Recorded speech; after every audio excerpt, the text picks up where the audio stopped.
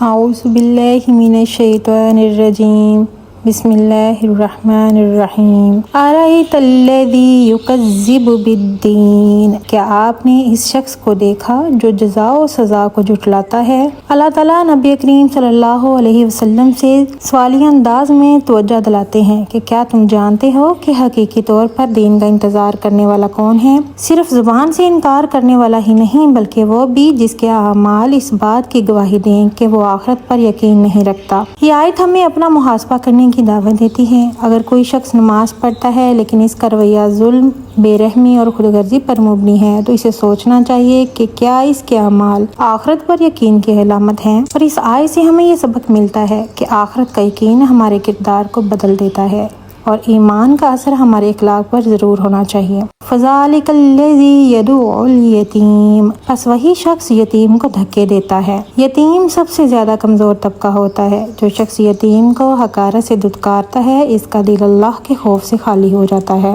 اس آیت کا ریفلیکشن یہ ہے کہ آج یتیم کو دھکا صرف جسمانی نہیں ہوتا، اس کا حق مار لینا، اسے محبت نہ دینا، اس کی عزت کو ٹھیس پہنچانا، کمزوروں کی مدد نہ کرنا، یہ سب بھی یتیم کو دھکا دینا ہے۔ رسول اللہ صلی اللہ علیہ وسلم نے فرمایا کہ جو یتیم کی کفالت کرے گا وہ جنت میں آپ صلی اللہ علیہ وسلم کے ساتھ ہوگا۔ اس ورس سے ہمیں سبق ملتا ہے کہ کمزوروں سے حسن سلوک ایمان کی علامت ہے۔ طاقتور ہونا خدمت کا ذریعہ ہونا چاہیے، ظلم کا نہیں۔ ولا یحض علی طعام المسکین، اور مسکین کو کھانا کھلانے کی ترغیب نہیں دیتا۔ یہ صرف خود نہ کھلانے کی بات نہیں بلکہ دوسروں کو بھی نیکی کی دعوت نہ دینا مذمت کا باعث ہے۔ اللہ دیکھتے ہیں کہ ہمارے دل میں دوسروں کا درد ہے یا نہیں۔ کبھی ہم خود مدد نہیں کر سکتے لیکن کسی اور کو ترغیب تو دے سکتے ہیں۔ ایک چھوٹا سا عمل، کسی ضرورت مند کے لیے راشن جمع کر لینا، کسی بھوکے کو کھانا دینا، کسی خیر کے کام کو شیئر کرنا، یہ سب بھی اس آیت پر عمل ہے۔ اس آیت سے ہمیں یہ سبق ملتا ہے کہ دوسروں کو نیکی کی دعوت دینا بھی نیکی ہے اور بے حسی ایمان کو کمزور کر دیتی ہے۔ فویل للمصلین،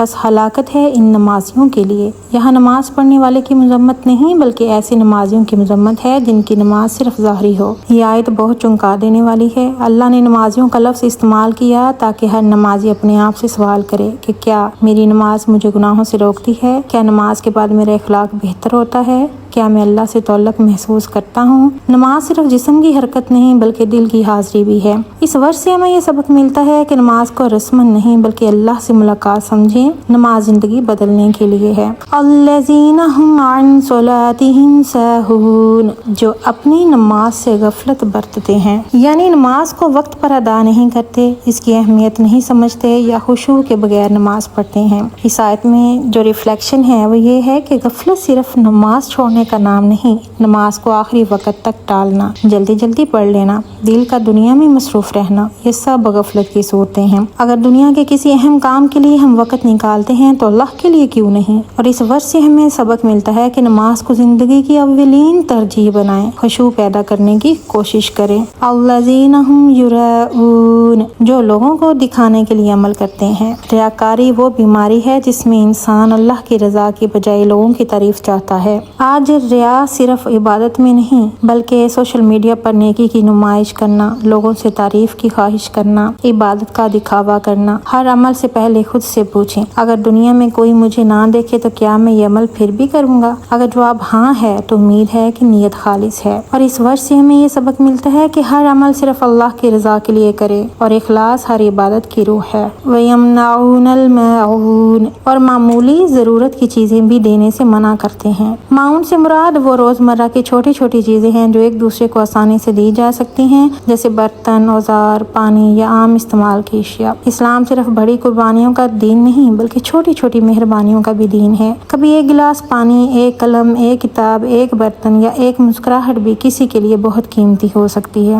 جو شخص معمولی چیزیں بھی دینے میں بخل کرے اس کے دل میں محبت الہی کمزور ہو جاتی ہے۔ اس ورس سے ہمیں یہ سبق ملتا ہے کہ چھوٹی نیکی کو کبھی حقیر نہ سمجھیں اور دوسروں کے کام آنا مومن کی پہچان ہے۔ مجموعی طور پر سورہ الماعون کا یہ پیغام ہے کہ ایمان صرف دعویٰ نہیں بلکہ کردار ہے۔ یتیموں اور مسکینوں کی خدمت دین کا حصہ ہے۔ نماز اخلاص اور خشوع کے ساتھ ہونی چاہیے۔ ریاکاری عبادت کی روح کو ختم کر دیتی ہے اور چھوٹی چھوٹی نیکیاں بھی اللہ کے نزدیک بڑی قدر رکھتی ہیں۔ ہمیں یہ دعا کرنی چاہیے کہ اے اللہ ہمیں ایسا ایمان عطا فرما جو ہماری کردار، عبادت، اخلاص، رحم دلی اور خدمت خلق میں ظاہر ہو۔ ہمیں ریاکاری، غفلت اور بخل سے محفوظ فرما اور ہمیں ان لوگوں میں شامل فرما جو تیری رضا کے لیے نیکی کرتے ہیں۔ آمین۔ صدق اللہ العظیم۔